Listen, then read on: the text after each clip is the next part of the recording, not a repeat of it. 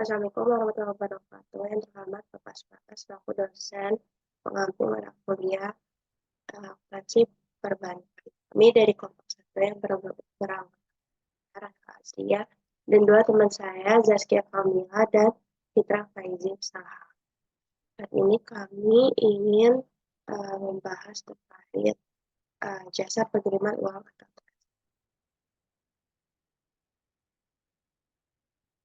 di sini ada pengertian.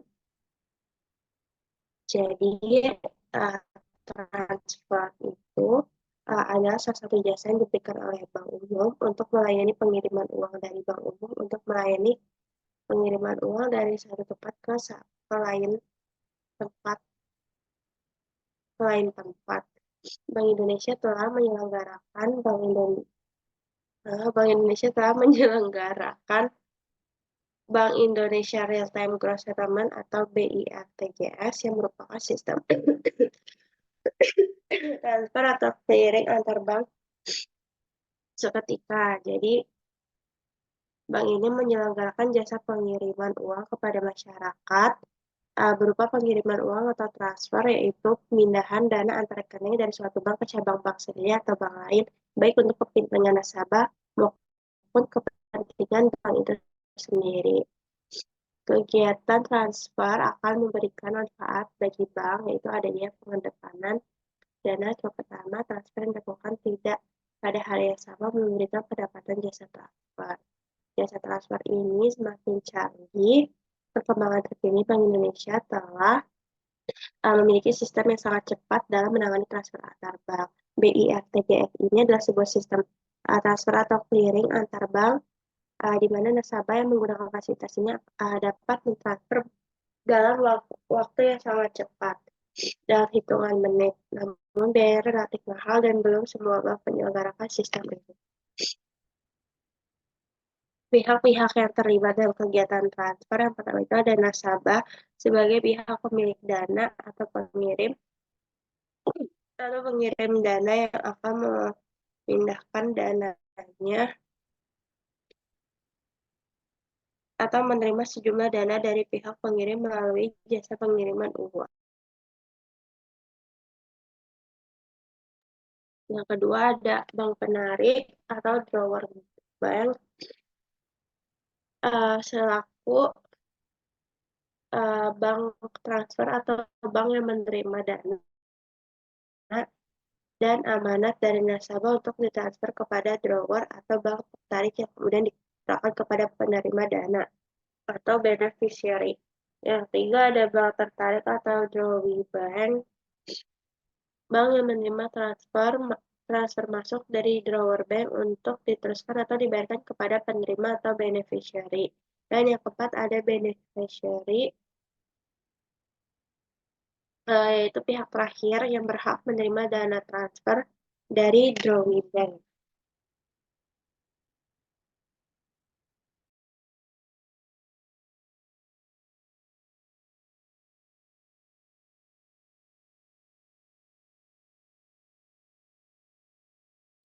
Selanjutnya ada jenis mata uang.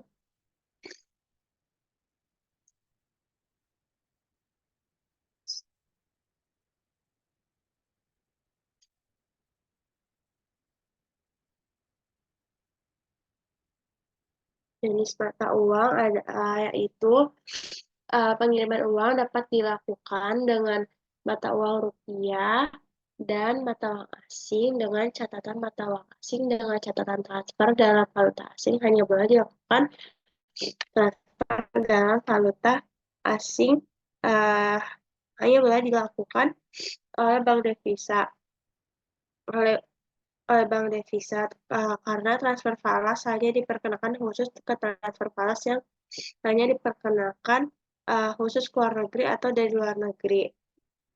Mata uang asing yang digunakan dalam transfer mata uang asing hanyalah currency yang tersedia di falas yang tersedia di bank devisa pada umumnya.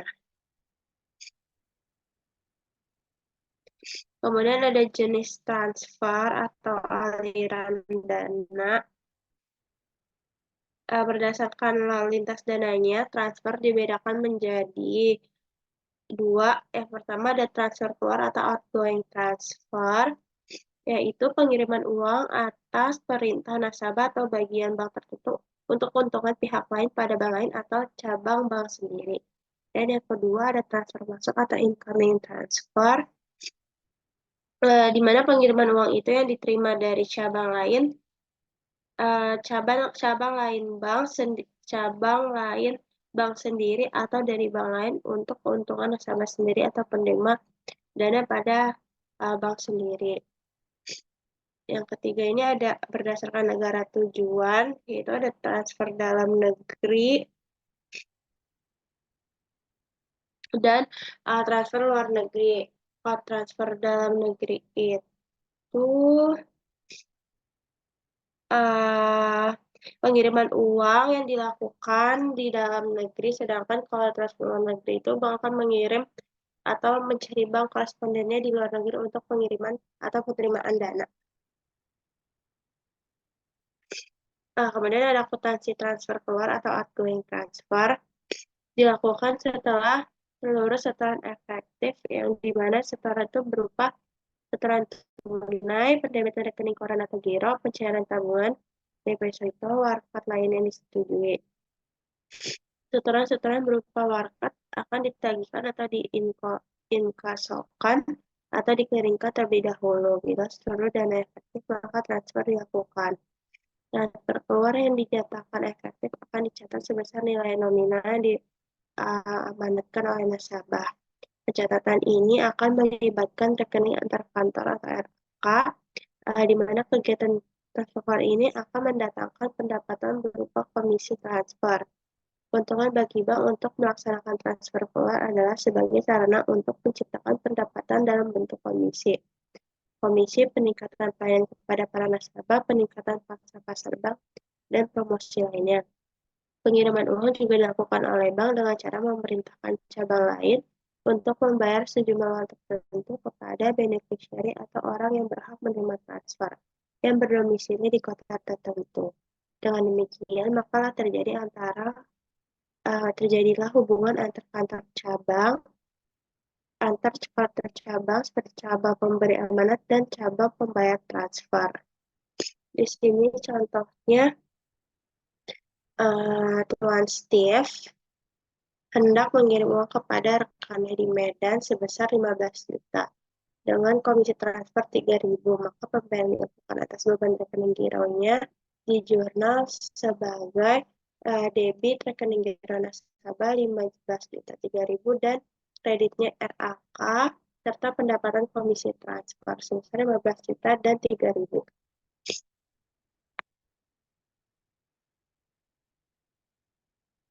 Contoh transfer 2 berikutnya adalah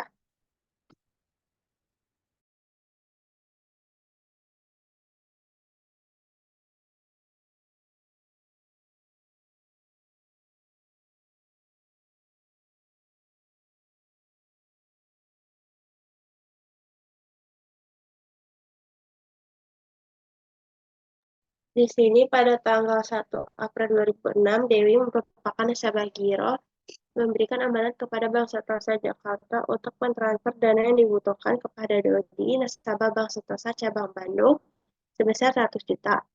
Untuk itu, Dewi menyerahkan cek Bank Sentral Jakarta sebesar 30 juta rupiah dan melakukan perintah pendebetan giro sebesar 20 juta. 20 juta cek Bank Sentosa Jakarta yang ditarik oleh Citra sebesar 35 juta dan sisanya tunai. Komisi transfer sebesar 30.000 atas beban giro.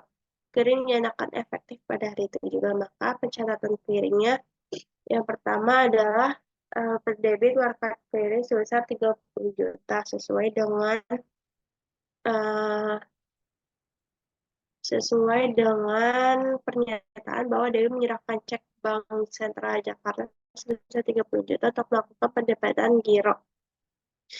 Lalu kita catat di pencatatan clearing 2, yaitu kita kredit market clearing sebesar 30 juta. Lalu kita debit cash 15 juta karena dia ingin sisanya itu tunai, terus giro Dewi 20 juta plus 30.000 komisi transfer. Lalu ada debit lagi giro Citra 35 juta, dan debit lagi giro BI sebesar 30 juta. Maka kreditnya ada RAK cabang Bandung 100 juta serta pendapatan komisi transfer 30 juta. Lalu ada pembatalan transfer keluar. Jadi Nyonya Irma di sini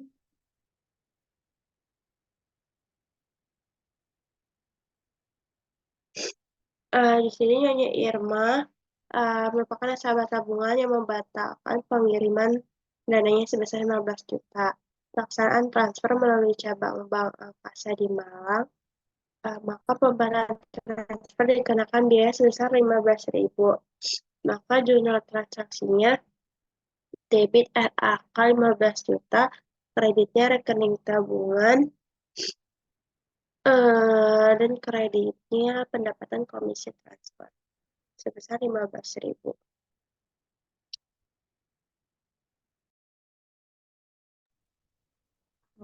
Selanjutnya, saya akan menjelaskan contoh mengenai transfer masuk. Di sini, contoh pertama ada Tuan Zaini dari nasabah Giro Bank Akasa Cabang Malang menerima lalu lintas Giro atau LLG yang masuk sebesar 7 juta rupiah dari rekannya.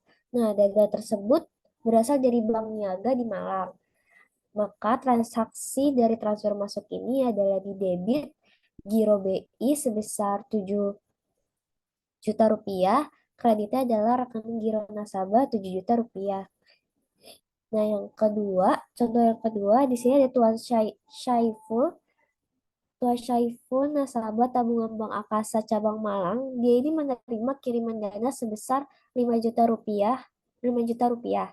Nah, dana tersebut pada hari yang sama dikirim ke anaknya di Bank Angkasa di cabang Surabaya. Maka jurnal transaksinya adalah yang pertama dia menerima kiriman dana dulu, berarti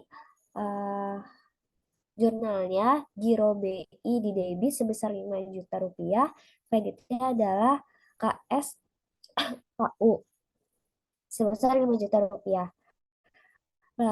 Lalu dana yang masuk tersebut dikirimkan ke anaknya yang ada di cabang Surabaya. Maka jurnalnya adalah di debit KSKU sebesar 5 juta rupiah. Lalu kreditnya apa itu? Kreditnya adalah rekening antar kantor sebesar atau RAK sebesar 5 juta rupiah. Next, Cel.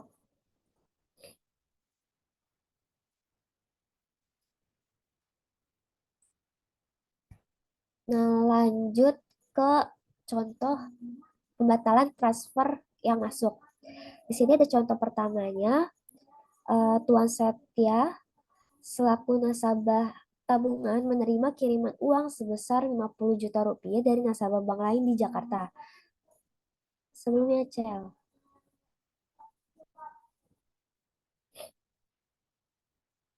Nah, ya. Ternyata dana tersebut bukan untuk Tuan Setia. Nah, hal ini baru diketahui pada sore hari saat dihubungi oleh bank pengirimnya. Maka dana tersebut belum diambil oleh Tuan Setia. Jadi jumlah transaksinya adalah yang pertama di rekening Tuan Setia itu karena ada uang masuk, maka jurnalnya adalah giro BI sebesar 50 juta rupiah, kreditnya adalah rekening tabungan nasabah 50 juta rupiah. Karena saldo menambah berarti rekening tabungan nasabah itu dikredit. Lalu ternyata ada pembatalan dari transfer masuk tersebut. Sebelum selanjutnya, Cel. Nah, ya itu. Nah, ternyata tua setnya ini ternyata 50 juta itu transfer yang salah masuk. Jadi dilakukan pembatalan transfer masuk. Nah, jurnalnya adalah di debit rekening tabungan nasabah 50 juta rupiah, kreditnya adalah KS pengiriman uang sebesar 50 juta rupiah. Jadi uangnya ditarik lagi. Next, Del.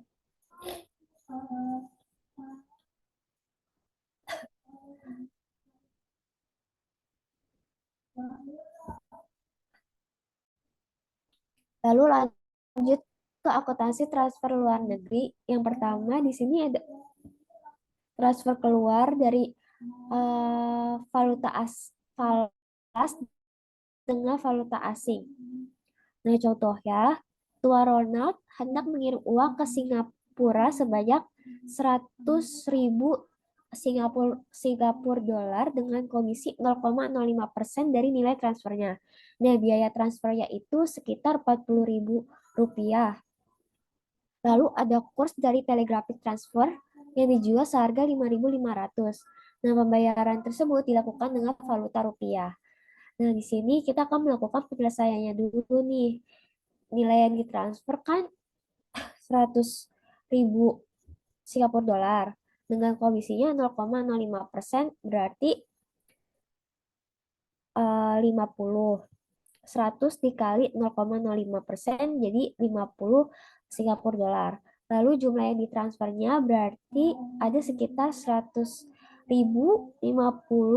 Singapura dolar. Lalu di sini ada kurs dari telegraphic transfernya yang uh, jual Singapura dolar sebesar 5.500. Nah, ekuivalen dalam rupiahnya itu 550 juta 275 rupiah. Lalu ada biaya pengiriman uangnya sebesar 40.000 nih biaya transfernya. Maka total yang harus dibayar oleh nasabah itu sebesar 550 juta 315.000 rupiah. Maka jurnalnya adalah yang pertama kas rupiah dulu nih yang udah jadi dirupiahin. Debit kas rupiah sebesar 550.275. Kreditnya RPF rupiah sebesar 550.275 rupiah.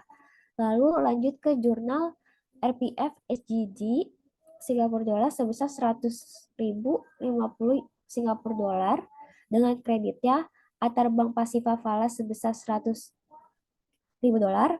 Kreditnya juga pendapatan transfer dari Falas sebesar 50 Singapura dolar. Lalu untuk jurnal terkait biaya pengiriman, itu jurnalnya di debit kas rupiah sebesar 40.000 rupiah, kreditnya adalah komisi transfer falas sebesar 40.000 rupiah. Next, Cel.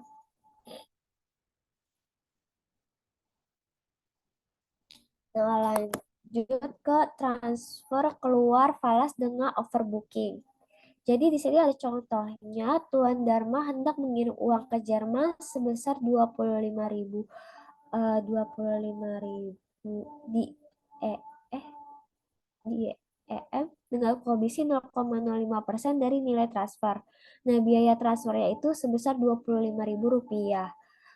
Kurs dari uh, kurs dari apa tuh tadi namanya? Kurs dari telegraphic transfernya itu dibeli sebesar 6.000 rupiah.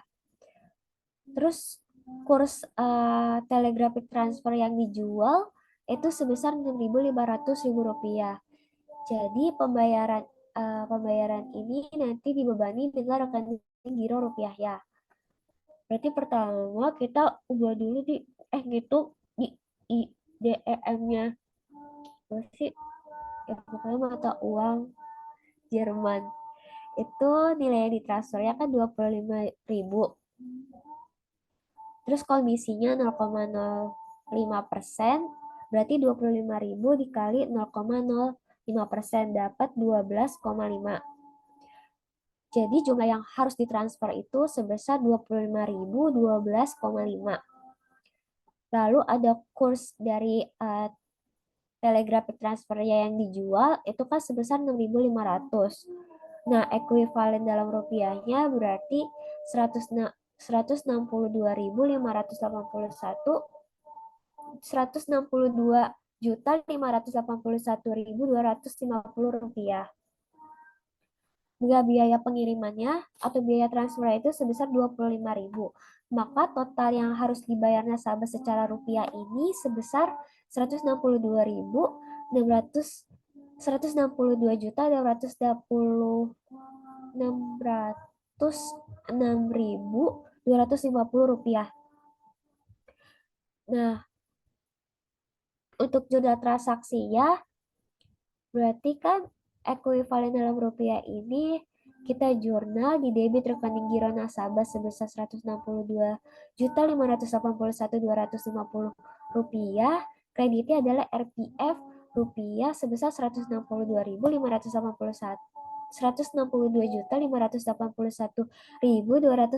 rupiah. Lalu untuk jumlah yang ditransfer secara di EM ini di debit RPF di EM sebesar 25.012,5, di kreditnya antar bank Pasifa Falas sebesar 25.000, kreditnya pendapatan transfer Falas sebesar 12,5. Lalu untuk jurnal dari biaya transfer itu adalah di debit rekening giro rupiah sebesar 25.000, di kreditnya adalah komisi transfer falas sebesar 25.000 rupiah. Next, Cel.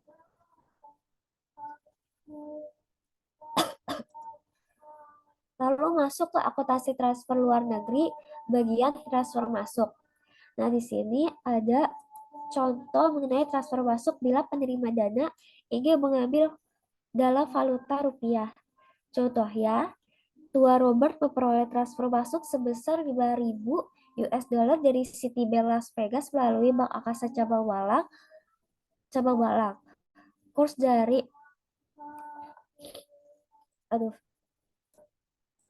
dari telegraphic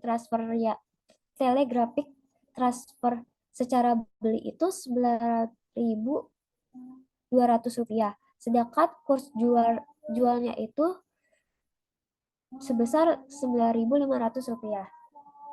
Maka jurnal penyelesaian ya. Di sini nilai transfer yang masuk kan sebesar 5.000 ya, berarti di jurnal jurnal penyelesaiannya 5.000. Terus kurs yang dibeli 9.200. 9.200 dikali sama, jadi kurs yang dibeli dikali sama nilai transfer yang masuk, maka dapat 46 juta ribu rupiah. Maka jurnal transaksi yang harus dicatat adalah di debit antar bank Aktiva Falas USD sebesar 5.000 yang ditukar, kreditnya adalah RPF Falas sebesar 5.000. Lalu untuk rupiahnya di debit RPF rupiah sebesar 46 juta rupiah, kreditnya adalah kas rupiah sebesar 46 juta rupiah. Next, Cel.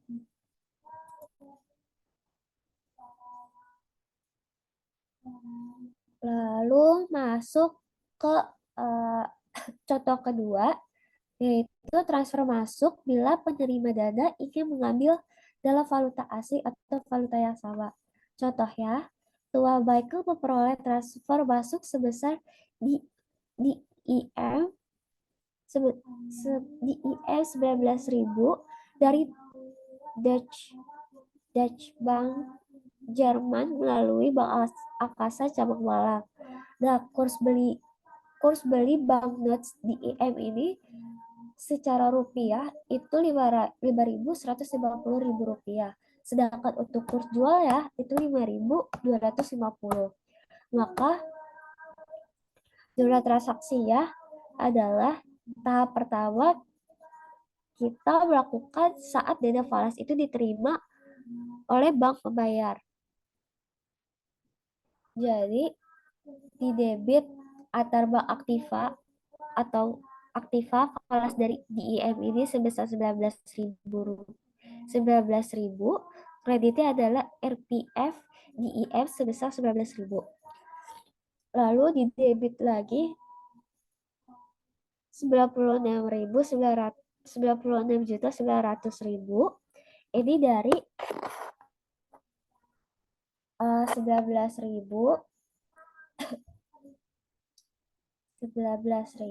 dikali 11.000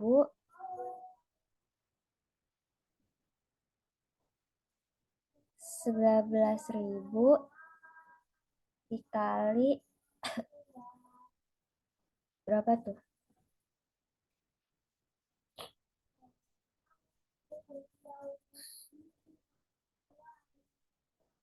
Oh, berarti dikali sama kurs belinya.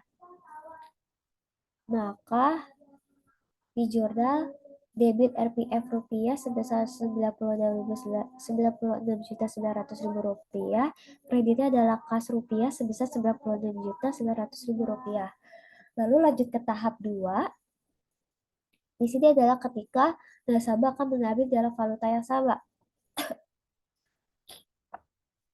Berarti tinggal dikali aja sama kursnya. Tadi kan kita kali dengan kurs beli yang untuk tahap 1. Nah, tahap 2 kita kali dengan kurs jual. Berarti di debit kas rupiah sebesar 99.750.000 rupiah. Kreditnya adalah RPF rupiah sebesar 99.750.000 rupiah. Berarti kan nanti akan ditukar dengan DIM kan? Maka jurnalnya adalah debit RPF DIM sebesar $19.000. 11.000 Dutch apa ya? DIM kreditnya adalah kas falas DIM sebesar 19.000 rupiah.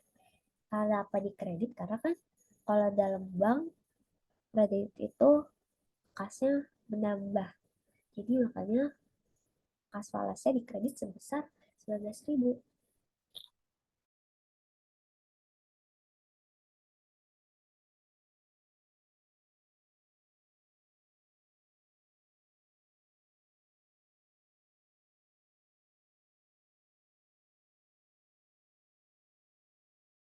Udah, Mil.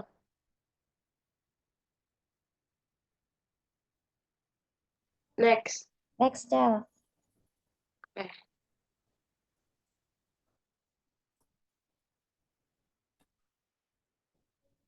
Ini lanjut ke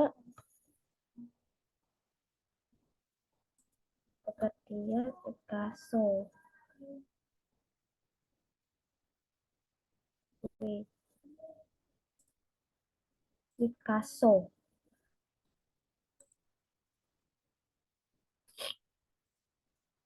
Ada, ada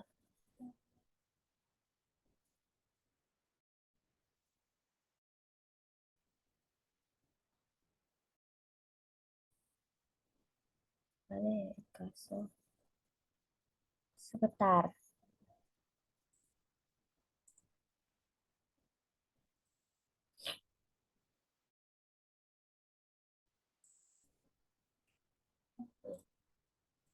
Pengertian inkaso. Nah, inkaso adalah jasa perbankan.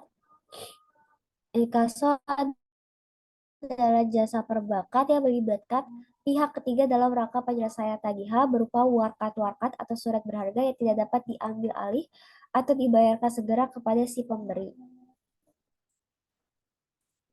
Di sini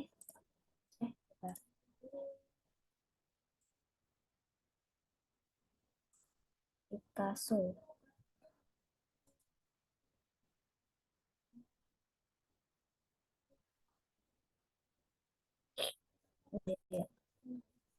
Jadi transaksi inkaso di sini adalah seperti penagihan cek oleh suatu bank yang berada di suatu wilayah clearing atau kota tertentu kepada bank penerbit yang berada di wilayah clearing atau kota yang berbeda. Nah, hal ini terjadi karena pelaku ekonomi yang melakukan transaksi tersebut merupakan nasabah bank yang berada dalam wilayah clearing atau kota yang berbeda. Nah, dalam kaitan dengan inkaso, dikenal adanya bank pemrakarsa sama bank pelaksana. Kalau misalnya bank pemrakarsa itu merupakan bank yang menerima warkat dari pihak ketiga untuk menagih untuk ditagihkan dan hasilnya untuk keuntungan pihak ketiga tersebut. Sedangkan untuk bank pelaksana, ini merupakan bank yang melaksanakan penagihan atau pembebanan kepada pihak ketiga atau nasabah bank pelaksana atas amanat dari cabang atau bank pemrakarsa dan hasilnya untuk keuntungan pihak ketiga nasabah pemrakarsa. Nah, jadi kegiatan inkaso itu juga menggunakan media berupa warkat-warkat yang diinkasokan seperti cek, biliet, giro, telex, pos biasa atau fax mail. Nah, pengguna media ini juga menimbulkan biaya dan biaya itu akan dibebankan kepada pihak ketiga yang memberikan amanat dari inkaso. Namun di sisi lain, bank pemrakarsa akan memperoleh pendapatan berupa komisi inkaso.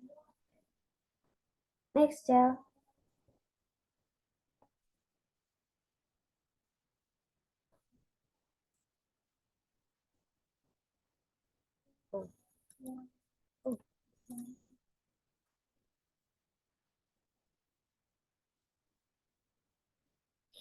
Nah, adapun jenis dari inkaso, kita bisa lihat nih. Jenis-jenis inkaso ini ada dua, inkaso dengan warkat tanpa lampiran, sama inkaso dengan warkat yang berlampir. Bedanya apa? Bedanya kalau misalnya inkaso yang tanpa lampiran itu berarti warkat inkaso yang digunakan untuk melakukan inkaso tanpa dilampiri dokumen apapun. Contohnya itu adalah cek-cek, biliet cek, cek, terus biliet giro. Sedangkan kalau misalnya inkaso dengan warkat yang berlampir, berarti warkat inkasonya itu harus dilampiri dokumen-dokumen pendukung. Contohnya, itu kayak kwitansi, faktur, sama polis asuransi. Lalu ada bagian jenis inkaso yang dilihat dari lalu lintas dananya, yaitu dapat dibedakan menjadi dua macam, ada inkaso keluar sama inkaso masuk. Kalau misalnya inkaso keluar, itu inkaso atas instruksi nasabah untuk melakukan penagihan kepada pihak ketiga di cabang sendiri atau balai di luar kota. Nah, inkaso ini itu tuh dibayarkan atau dikreditkan ke rekening si pemberi amanat di bank pemrakasa setelah inkaso itu berhasil. Sedangkan inkaso yang ke dalam atau yang masuk yaitu berupa tagihan masuk atas beban rekening nasabah sendiri dan hasilnya itu dikirimkan ke cabang pemrakarsa untuk keuntungan dari pihak ketiga. Jadi sebenarnya baik inkaso masuk maupun inkaso keluar itu akan menciptakan hubungan antar kantor antara bank pemberi amanat dan cabang penerima amanat. Nah, di dalam inkaso keluar ini, bank pemberi amanat itu akan mendebit bank penerima amanat. Sedangkan dalam inkaso masuk, bank penerima amanat itu akan dikredit dari mengkredit bank pemberi amanat. Lalu pada inkaso keluar, transaksi itu dia bersifat bersyarat. Maka dari itu dia itu harus dibukukan dalam rekening administratif. Maksudnya apa? Maksudnya itu bank akan membayar sejumlah uang kepada si pemberi amanat dalam hal ini nasabah itu apabila hasil inkasonya dinyatakan berhasil. Jadi kalau misalnya nggak dinyatakan berhasil, nggak dicatat. Dengan demikian, rekening administratif itu juga akan muncul di sebelah kredit. Lalu ada jenis inkaso yang dilihat dari mekanisme pelaksanaannya. Nah, yaitu ada dua, inkaso melalui bank lain sama inkaso melalui cabang bank sendiri. Kalau misalnya inkaso melalui bank lain, berarti dia inkaso yang dilaksanakan terhadap pihak ketiga nasabah bank lain di luar kota. Nah, dalam hal ini inkaso bisa dilakukan melalui cabang bank sendiri. Namun, bila tidak memiliki kantor cabang di wilayah clearing yang dituju, biasanya bank ini akan menggunakan bank lain atau bank koresponden yang mempunyai kantor di wilayah clearing yang akan dituju. Lalu,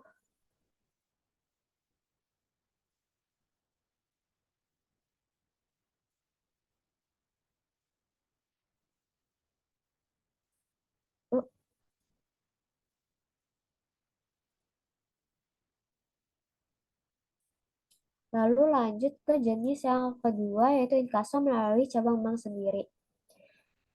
Artinya adalah inkaso yang dilakukan melalui cabang bank sendiri untuk pihak ketiga di luar kota pada kantor cabang bank itu sendiri. Next, Cel.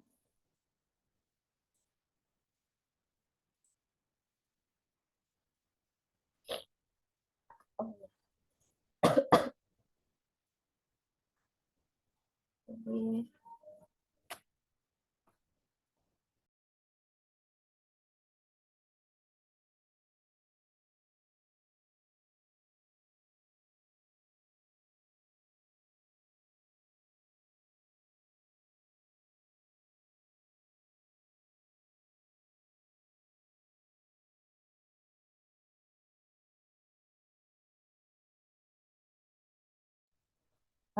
Ini kita masuk ke contoh dari akuntansi inkaso keluar.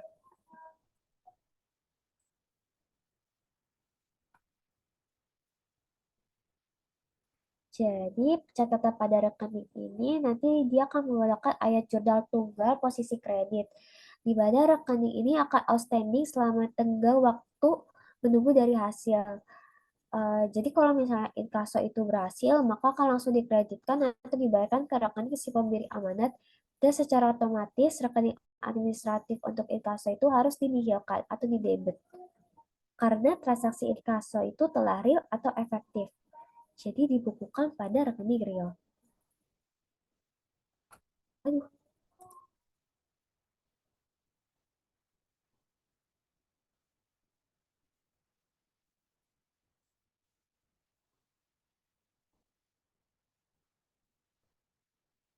kalau misalnya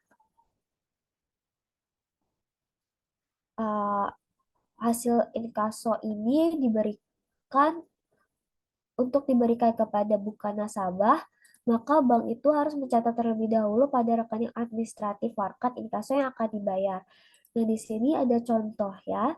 Di tanggal 12 Maret 2007 ada Bank Cahaya Solo menerima amanat warkot inkaso, yaitu atau setoran cek dari Bank Cahaya Jakarta dari Adi untuk diinkasokan ke Bank Cahaya Jakarta atau atas beban Sinta senilai 50 juta rupiah dengan komisi inkasonya itu 1% dari nominal yang diinkasokan.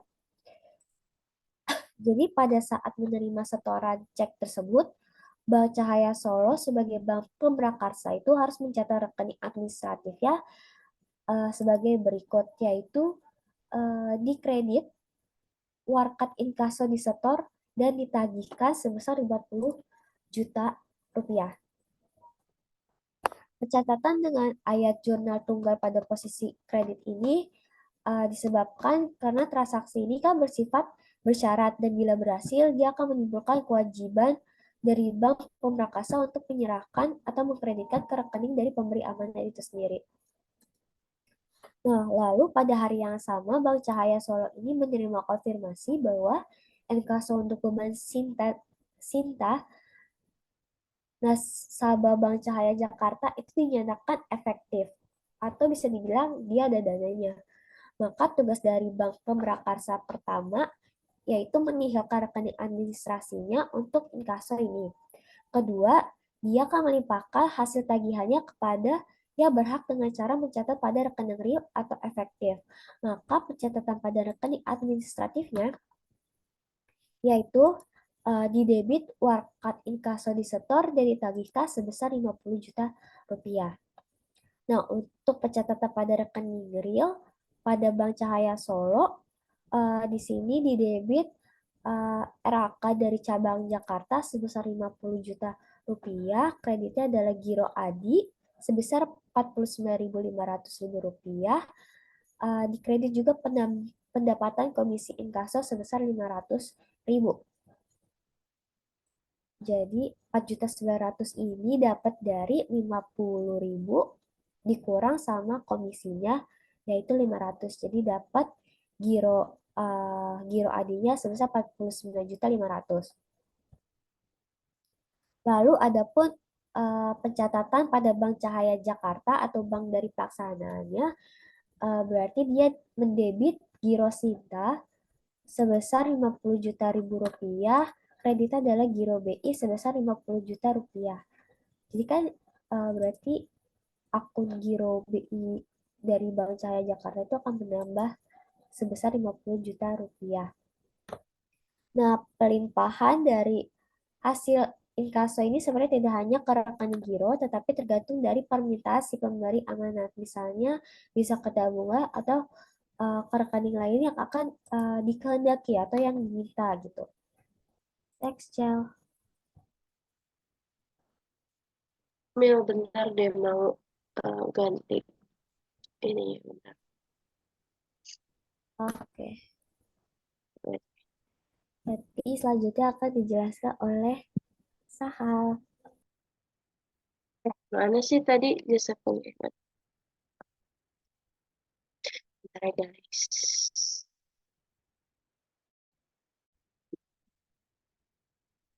Oke, selanjutnya ini ada contoh jurnal dari koin satu bila bukan nasabah.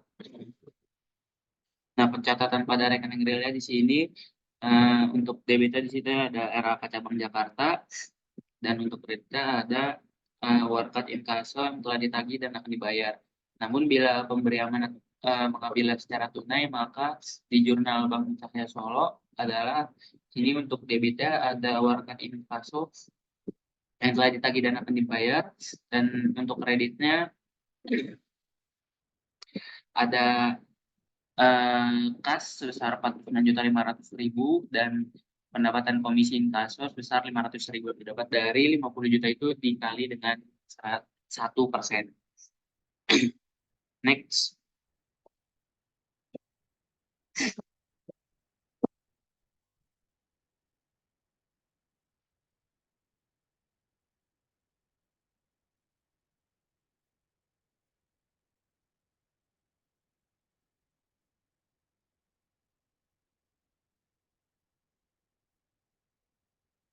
Ini kan hal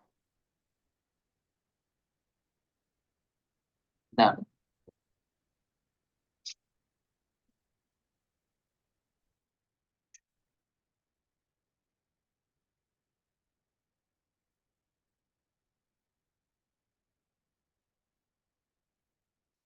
wait.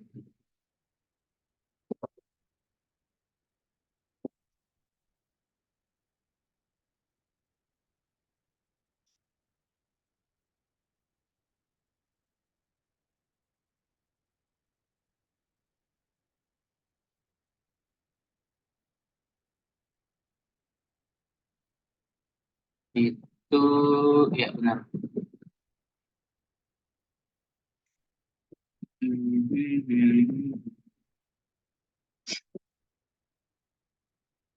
Ternyata di sini ada koin kaso masuk.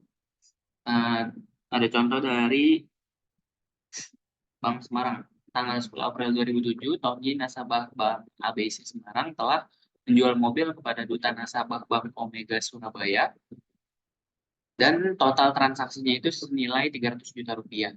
Nah, di hari itu juga si duta ini menarik BG untuk membayar kepada Tony yang bisa dicairkan pada tanggal 25 April 2007. Nah, komisi inkaso sebesar 1% pada tanggal 26 April 2007 dan dinyatakan efektif oleh Bank ABC Semarang. Untuk jurnalnya di sini kredit dari RAR Warkat Inkaso di-store dan ditagihkan dengan mekanisme duta nasabah Bank Omega SBY mengirim kepada Tony nasabah Bank ABC Semarang, kemudian Bank ABC Semarang melakukan inkaso kepada Bank ABC Surabaya dan clearing kepada Bank Omega Surabaya. Next.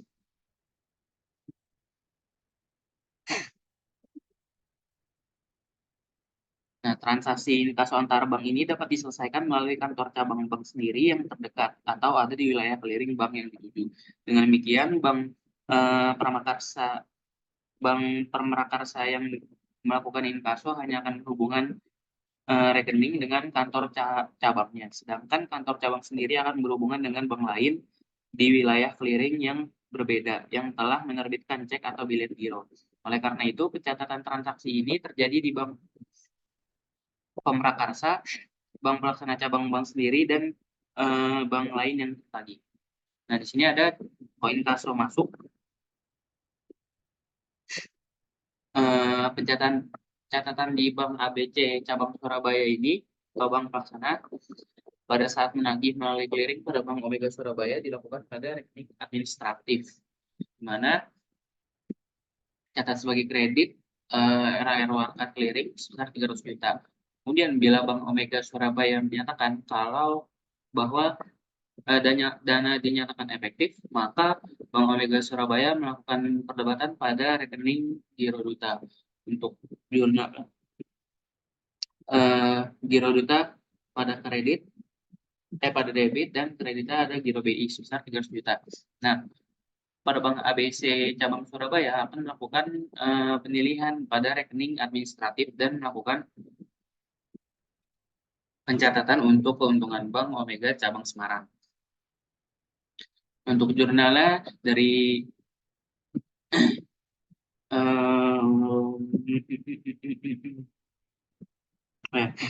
sini ada debit RAR Warkat Clearing dan kredit, ada juga debit dari Giro BI serta kredit dari RAK cabang Semarang sebesar 100 juta.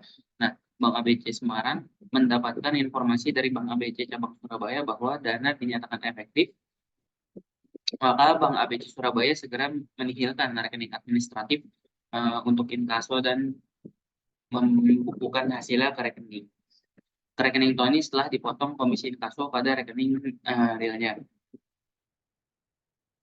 Kemudian ada Warkat Inkaso di store dan tagihan sebesar 300 juta, kemudian RAK cabang Surabaya sebesar 300 juta, kreditnya ada Giro Tony yang 267 juta, dan pendapatan komisi inkaso sebesar 3 juta yang mendapat dari 1% dikali 300 juta tadi. Next.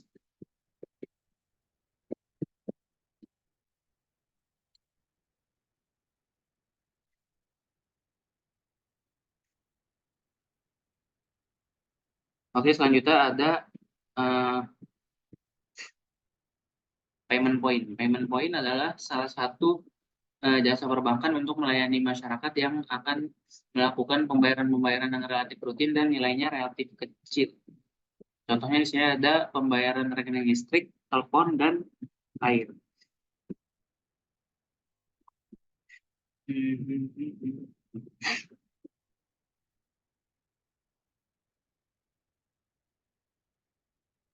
Payment point.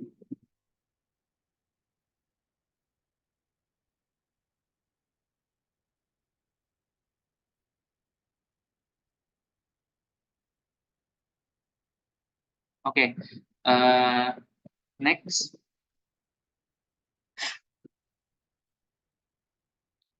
Contoh payment point di sini ada yang pertama, diterima slip atau rekening tagihan dari PLN untuk pelanggannya senilai 56 juta. Nah, akunnya di sini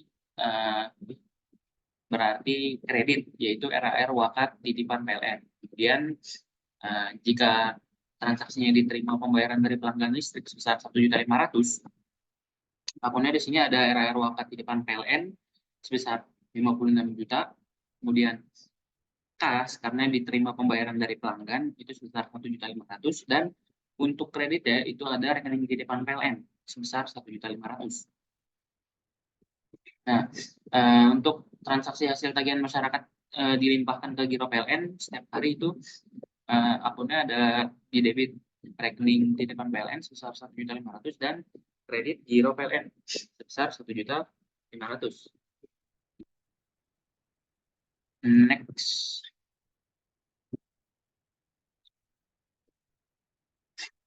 Selanjutnya di sini ada pengertian safe deposit box, yaitu salah satu jasa perbankan untuk melayani masyarakat yang akan melakukan penyimpanan barang berharga di bank.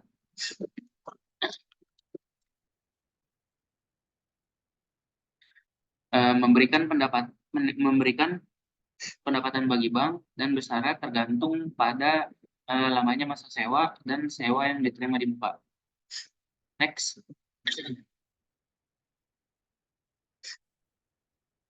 Untuk contoh dari safe deposit box atau SDB di sini ada case pada tanggal 1 Juli 2019, Bank A Surabaya menerima permohonan seorang nasabah bernama Pak Budi untuk menyimpan barang berharga dan surat berharga miliknya. Untuk itu, Pak Budi menyerahkan setoran jaminan sebesar 1.500.000 secara tunai dan membayar sewa dibayar di muka sebesar 2.400.000 untuk sewa 6 bulan ke depan atas beban giro Pak Budi. Nah, masa sewa akan jatuh pada tempo 31 Desember 2019. Untuk transaksi di 1 Juli, di sini dia 1 Juli, di sini Bank A Surabaya menerima permohonan seorang nasabah untuk menyimpan barang berharga. Nah, berarti debita itu sama dengan kas senilai menyerahkan setoran jaminan sebesar 1.500.000. Berarti kas masuk sebesar 1.500.000 dan dibayar di muka atau giro Pak Budi sebesar 7.400.000. Kemudian dicatat sebagai kredit setoran jaminan kunci safe deposit box sebesar 1.500.000 dan pendapatan sewa safe deposit box diterima di muka sebesar 2.400.000. Kemudian untuk transaksi pada saat masa sewanya akan jatuh tempo, bukan, pada 31 Juli di akhir bulan, mendapat pendapatan sewa dari safe deposit box tadi diterima di muka sebesar 400.000, kemudian di kreditnya ada pendapatan sewa SDB sebesar 400.000. Dan saat masa sewa akan jatuh tempo, maka jurnalnya setoran jaminan SBD sebesar 1.500.000 dan giro Pak Budi lagi sebesar 1.500.000. Oke, next.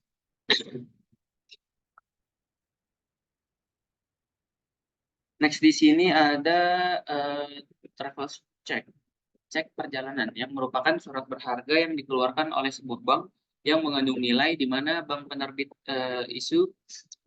atau issuer sanggup membayar sejumlah uang sebesar nilai nominalnya kepada orang yang tanda tangannya tertera ada pada cek traveler tersebut. Nah, ini merupakan sejenis cek yang digunakan ketika berpergian dan dapat digunakan sebagai alat pembayaran ataupun diuangkan pada bank yang memberikannya atau pihak lain yang ditunjuk. Definisi singkatnya ini cek perjalanan atau cek wisata yang digunakan seorang turis untuk berpergian dengan bertujuan untuk memberikan kemudahan dalam berbelanja, mengurangi resiko kehilangan uang, serta memberikan rasa percaya diri. Nah, sifat dari travel cek ini sangat fleksibel. Artinya cek ini dapat langsung digunakan sebagai alat pembayaran, dapat ditukar menjadi uang tunai, dapat juga dimasukkan ke rekening giro, bahkan bisa diwariskan karena sifatnya tidak memiliki batas waktu. Nah, traveler cek ini umumnya hadir dalam mata uang yang kuat, seperti ada yen, US dollar, terus ada euro, pound sterling. Nah, kita juga bisa milih jenis mata uang dan nominal traveler check yang ingin dibeli. Setelah itu, kita juga dapat menukarkannya dengan jenis mata uang yang lain. Nah, untuk jenis-jenis traveler check ini, tiap cek bisa dinyatakan harus dibayarkan kepada orang yang disebut namanya dengan atau tidak dengan klausul tegas atau kepada tertunjuk dan order, dan kepada orang yang disebut namanya dengan klausul tidak kepada tertunjuk atau suatu klausul sebagainya kepada pembawa to order. Nah, traveler check ini berbentuk cek perjalanan, merupakan surat berharga yang mengandung nilai dan diterbitkan baik oleh bank maupun lembaga keuangan bukan bank sang- yang sanggup membayar sejumlah uang sebesar nominal yang akan tertera pada cek perjalanan tersebut. Kemudian dibayarkan kepada orang yang tanda tangannya tertera ada pada cek perjalanan itu atau kepada orang yang membawa cek perjalanan tersebut. Nah, untuk masa kadaluarsanya ini tidak dibatasi dan tergantung bank yang menerbitkan.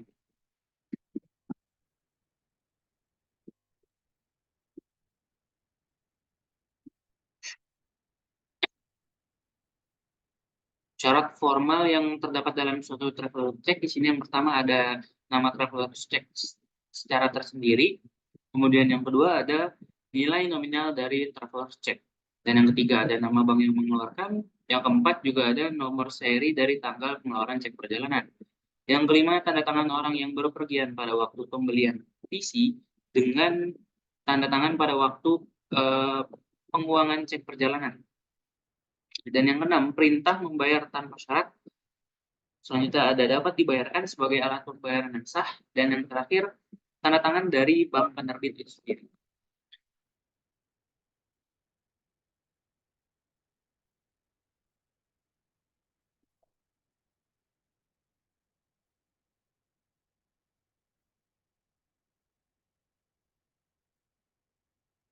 Keuntungan dari traveler check ini sendiri, ada beberapa keuntungan yang diperoleh pelaku perjalanan apabila menggunakan traveler check atau sering juga disingkat menjadi TC ketika melakukan perjalanan, yaitu yang pertama sih ada memberikan kemudahan berbelanja karena banyak toko, hotel, atau agen perjalanan menerima pembayaran melalui traveler check itu.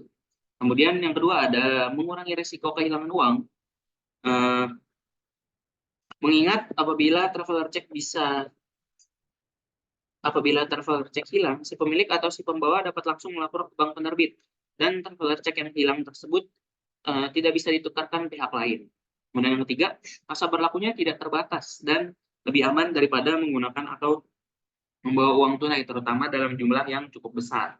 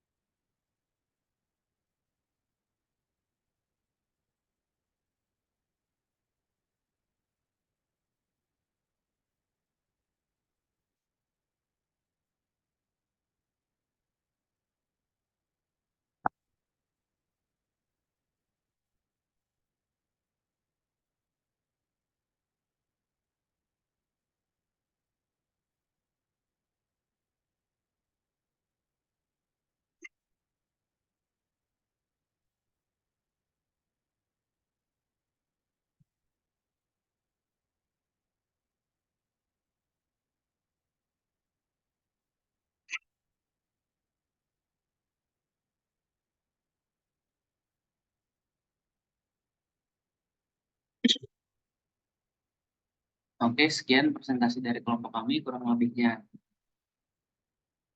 Mohon maaf, wabillahi taufiq wal hidayah. Assalamualaikum warahmatullahi wabarakatuh.